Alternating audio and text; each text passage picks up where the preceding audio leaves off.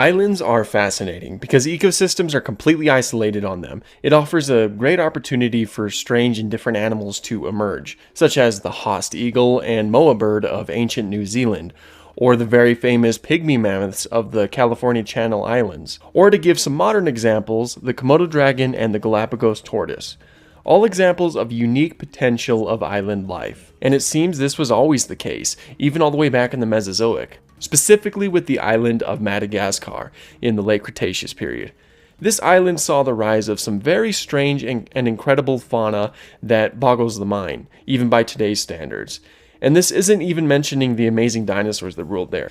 No, more specifically, I want to talk about two creatures that were recently highlighted in Prehistoric Planets Season 2.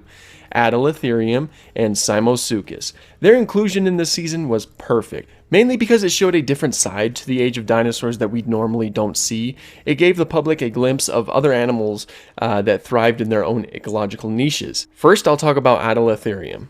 Adalatherium belongs to a group of mammals that are now extinct, known as Gondwanatheres, a group that is not very well known on account of there being overall very limited fossil material, until Adalatherium changed that. Not only was the specimen found one of the oldest in the southern hemisphere, but it was also one of the most complete, which means it offered a lot of insight about this mysterious group. Analysis of the skeleton revealed it was a strange one. For example, in its skull it had a series of holes that aren't present in mammals today, as well as teeth that, again, are unlike anything we see in today's mammals. As well as a pretty strange set of legs. The front legs were under the body and upright, much like what we're used to with mammals of the modern day. However, the back legs were actually sprawled out in very similar fashion to reptile legs.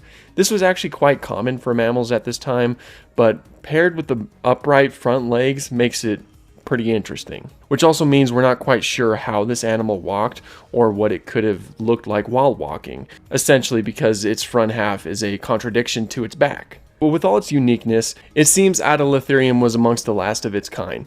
Every kind of mammal that is on Madagascar today does not share any relation to Gondwanatheres, which seems to indicate they went extinct with non-avian dinosaurs at the end of the Cretaceous period. Something I also want to throw in there is that in the episode we do see that they lay their eggs. I did some digging and I found that some experts believe Gondwanatheres share relation to monotremes, which are the egg-laying mammals such as the echidnas or the platypus, while many others argue that the bone structure of Adalatherium more closely resembles that of placental mammals, and so argue against the egg-laying way of life. I see that it's a debated topic, so this little depiction is mainly placed as speculation. Now we'll move on to Simosuchus, or as I like to call it, one of the best things ever. Seriously, Simosuchus is one of my all-time favorite creatures. I mean, just look at it. Beautiful.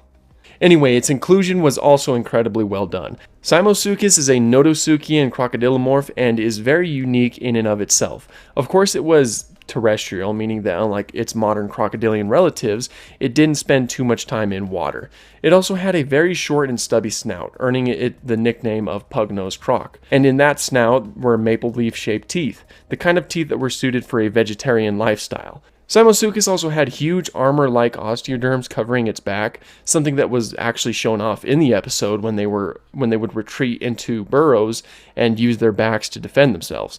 Burrowing is also something that's suspected in these guys, mainly due to their robust limbs and claws that seem suited for digging. So once again, this portrayal was awesome. Little thing to add is that the Simosuchus in the show was actually designed by the awesome paleo artist Gabriel Ugueto, whose art I'm almost certain you've seen before. He also designed the Majungasaurus in the same episode. All around, I loved seeing these guys in the show, and I can't stress enough how great it is that they actually portrayed something more than the famous creatures that we're used to in these documentaries. Because while dinosaurs like Majungasaurus are really cool, they weren't alone on the Mesozoic landscape. And if a season 3 ever happens, I hope that we see more things like this, because again, I think that it would just continue to broaden our horizons when it comes to paleo media. Anyway, that's all I have to say today. Thank you guys so much for watching, and have an awesome day.